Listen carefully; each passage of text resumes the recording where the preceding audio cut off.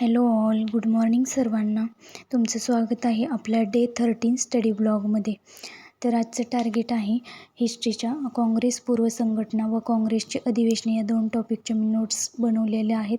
आणि त्याचबरोबर जिओग्राफीमध्ये महाराष्ट्राचा प्राकृतिक भूगोल या टॉपिकची मी नोट्स बनवली आहे. आणि आजचे समाजसुधारक आहेत गोपाळ हरी देशमुख, यांची पण मी संपूर्ण माहिती रीडिंग करून घेतलेली आहे. तर इथे बघा, मी हिस्ट्रीच्या जे नोट्स बनवलेले आहे ते तुम्हाला दाखवलेले आहे. तर इथे ना मी मुंबई प्रांतातील संस्था आहेत ना ज्या, त्या अगोदर लिहून घेतलेल्या आहेत. त्याच्यामध्ये डेक्कन असोसिएशन, बॉम्बे असोसिएशनवर पण खूप सारे PYQ विचारलेले आहेत. आणि ही महाराष्ट्रातली पहिली राजकीय संघटना आहे व ती नाना शंकरशेठ दादाभाई नौरोजी यांच्या पुढाकारातून स्थापन झालेली आहे. त्याचबरोबर पुढे मी त्यांचे कार्य, त्यांच्या मागण्या, त्याचबरोबर त्यामध्ये जे कोण सामील नेते होते ते आणि त्यांचे उद्देश वगैरे सर्व लिहून घेतलेले आहेत. आणि नंतर ना एका साईडला ना इकडं तुम्हाला दिसत असेल, मी इकॉनॉमिक्सचं पण लिहून घेतलेलं आहे या नोट्समध्ये. तर जी रिकामी जागा तुम्हाला माझ्या नोट्समध्ये दिसत आहे ना, तिथे मी इकॉनॉमिक्सचं सार्वजनिक वित्त टॉपिकच्या नोट्स लिहिण्यासाठी ती जागा रिकामी ठेवलेली आहे. तर तुम्हाला दिसत असेल याच्यामध्ये मी क्वेश्चन पण लिहून घेतलेले आहेत. त्याचबरोबर तरी ते बघा, बॉम्बे प्रेसिडेन्सी असोसिएशन जी 1885ला स्थापन झाली, ती कोणी स्थापन केली तर KT तेलंग, फिरोजशाह मेहता व बद्रुद्दीन तय्यबजी यांनी स्थापन केलेली आहे. आणि आपल्याला एक माहिती आहे, बद्रुद्दीन तय्यबजी हे काँग्रेसचे अधिवेशन जे तिसरे 1887 साली मद्रासला झाले त्याचे अध्यक्ष होते. असे म्हणजे सर्व पॉईंटच्या आपण लिंक लावायचे तेव्हाच आपला अभ्यास कंप्लीट होतो. त्याचबरोबर तर इथे बघा, ईस्ट इंडिया असोसिएशन जे 1866ला 1 नोव्हेंबर 1866ला दादाभाई नौरोजी आणि उमेशचंद्र बॅनर्जी यांच्या सहकार्यातून लंडन येथे स्थापन झालेली आहे. आणि ती भारतीय लोकांचे गाऱ्हाणे सरकारपुढे मांडण्यासाठी स्थापन झाली होती. आणि याचा मुख्य उद्देश काय होता तर लोकशिक्षण. याच्यावरती बऱ्याचदा आपल्याला क्वेश्चन आलेला आहे बघा. त्यानंतर पुढच्या पण मी सर्व काही संघटना आहेत ना त्यांचे इथे नोट्स काढलेले आहेत. आणि इथे बघा, आता मी काँग्रेसचे अधिवेशने याची नोट्स दाखवत आहे तुम्हाला.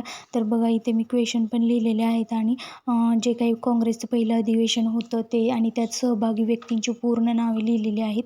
म्हणजे महाराष्ट्रातील ज्या व्यक्ती काँग्रेसच्या राष्ट्रीय काँग्रेसच्या पहिल्या अधिवेशनाला हजर होत्या ना, त्यांची मी इथं नावं लिहून घेतलेली आहेत. त्यानंतर इथे बघा, दादाभाई नौरोजी हे किती अधिवेशनाचे अध्यक्ष होते, ती सर्व अध्यक्ष त्यांच्या नावापुढे लिहिलेली आहेत. त्याचबरोबर पहिले मुस्लिम अध्यक्ष कोण, पहिले विदेशी व्यक्ती कोण, अशा पद्धतीने सगळे पॉईंट वाईज मी इथं याची नोट्स बनवलेली आहे. आणि सगळे पूर्णच्या पूर्ण अधिवेशने व पहिले जे अधिवेशन होते ग्रामीण भागातील प्रथम अधिवेशन फैजपूर येथे झालेलं, त्याचबरोबर त्याचे अध्यक्ष होते जवाहरलाल नेहरू.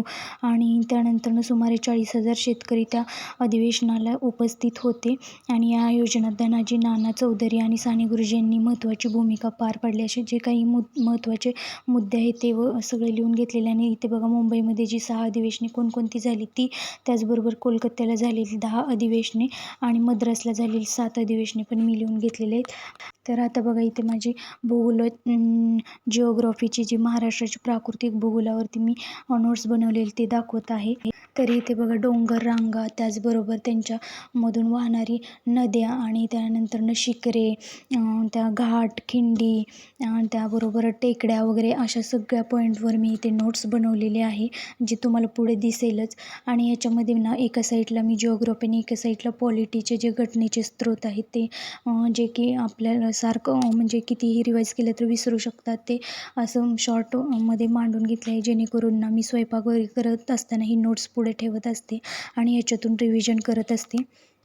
तर बघा, मला एका ताईंची कमेंट आली होती की मोबाईल डिस्ट्रॅक्शन म्हणजे मोबाईलपासून कसे दूर राहावे. तर मी त्यांना एवढं सांगेन की अभ्यास करताना मोबाईल पूर्णपणे स्विच ऑफ करून बाजूला ठेवून द्या व पूर्णपणे फोकस तुमच्या अभ्यासावरती करा.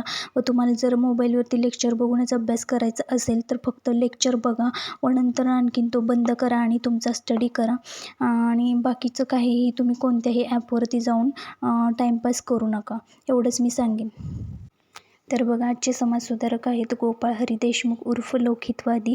तर या बुकमधून मी सर्व त्यांच्या रिलेटेड क्वेश्चन रीडिंग करून घेतले आहेत. तर आजचा ब्लॉग तुम्हाला आवडला असेल तर नक्की चॅनेलला सबस्क्राईब करा. पुन्हा भेटूया पुढच्या ब्लॉगमध्ये. तोपर्यंत अभ्यास करत राहा. थँक्यू.